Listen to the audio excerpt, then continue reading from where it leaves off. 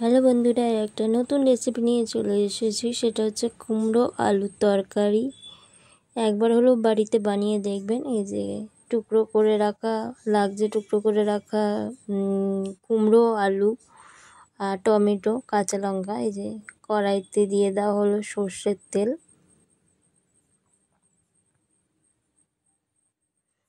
দিয়ে দেওয়া হচ্ছে শুকনো লঙ্কা চিড়ে,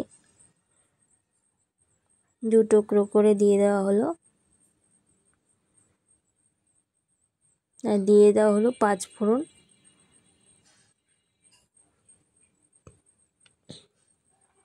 আপনারা চাইলে হিংও দিতে পারেন, ভালো টেস্ট হয়।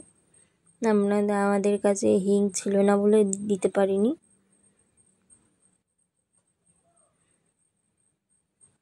ফোড়নটা একটুখানি লাল লাল করে ভাজা হলে দিয়ে দিতে হবে কুমড়ো আর আলু কেটে ধুয়ে রাখা কুমড়ো আলু দিয়ে দিয়েছে মা। এটা মায়ের রেসিপি, কুমড়ো আলুর তরকারি।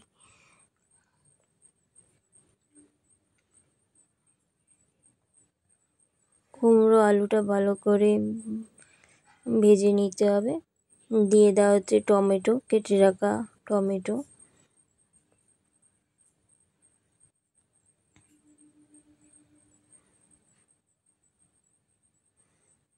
টমেটোটা দিয়ে ভালো করে নাড়াচাড়া করে নিচ্ছে একবার।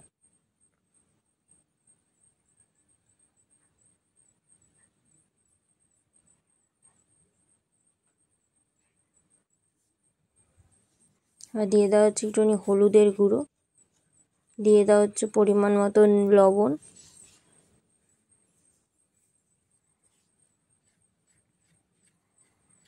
দিয়ে ভালো করে একটুখানি নাড়িয়ে নিচ্ছে।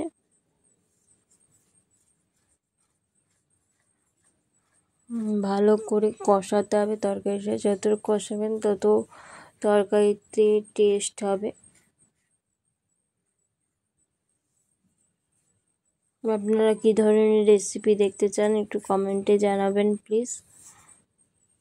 আর আমার ভিডিওটা আপনারা কোথা থেকে দেখছেন একটু কমেন্ট করে বলবেন। আমিও দেখি আমার ভিডিওটা কত দূর পর্যন্ত যাচ্ছে।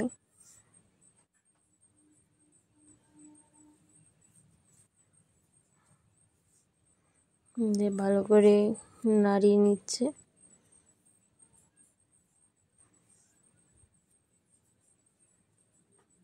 আপনারা প্লিজ কমেন্টে জানাবেন যে আপনারা কোথা থেকে দেখছেন আমার ভিডিওটা।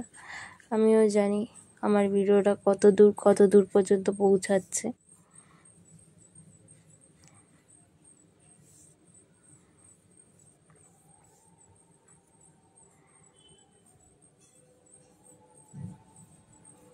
এইবার দিয়ে দেওয়া হচ্ছে জল।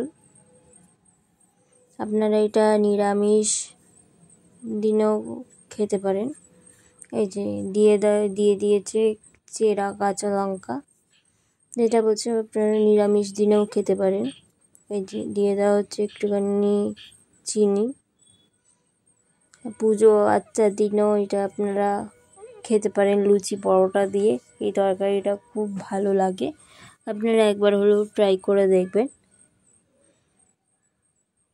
এই যে আমাদের কুমড়ো আলুর তরকারি রেডি হয়ে গেছে। খুব কম উপকরণে এটা তৈরি হয়ে যায়, মিষ্টি মিষ্টি।